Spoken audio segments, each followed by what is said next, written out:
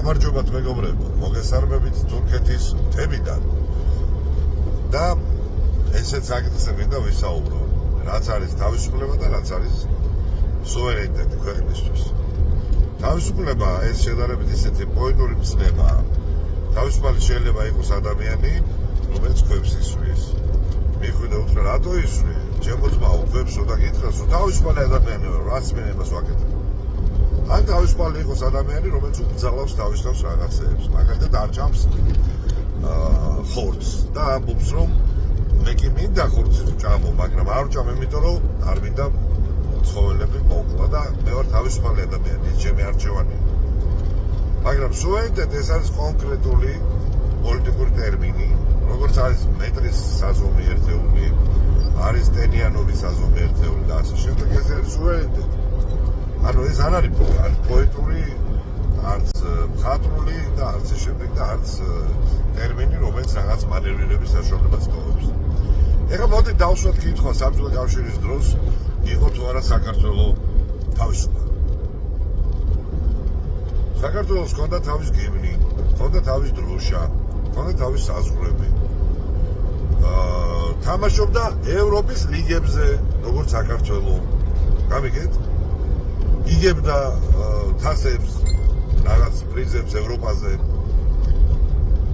ჰქონდა თავის კონსტიტუცია. მეცაც გეტყვი. საქართველოს შეეძლო საბჭოთა კავშირის რიგებიდან გასვლა ამ კონსტიტუციით. მოიწვევდა რეფერენდუმს და გავიდოდა საბჭოთა კავშირიდან. როცა უნდოდა, რომ თავისუფალი ქვეყანა იყო, აბა კონსტიტუციაში ეწერა. მაგაზე კაი რა გინდა? დროშა გაქვს, გიმნი გაქვს, საზღვრები გაქვს. დადებითია შენ დროშით ითამაშე სადაც გინდა ფეხბურთი. გამოდი იმ გაერთიანებიდან, რასაც საბჭოთა კავშირი გინდა, როცა გინდა.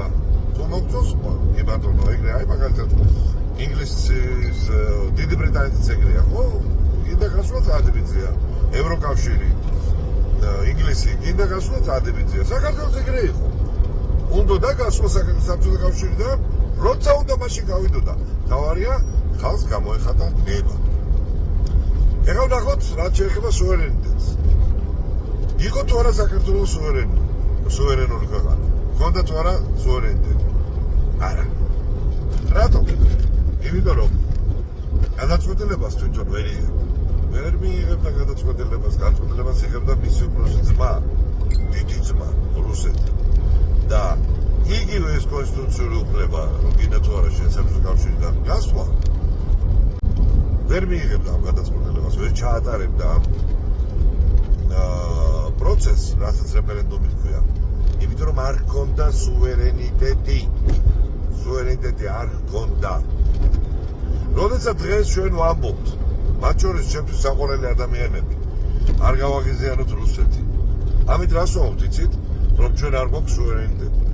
იმიტომ რომ არ გაღიზიანებებით, შესაბამისად ჩვენ ვცდილობთ ვიცხოვროთ ისე და მოვიცვოთ ისე, როგორც სჭირდება რუსეთს. როგორც ჩვენ კი არა, როგორც რუსეთს.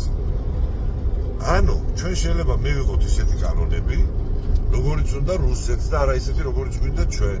რატომ? იმიტომ რომ არ გვაქვს სუვერენიტეტი. არ გვაქვს. გამიგეთ?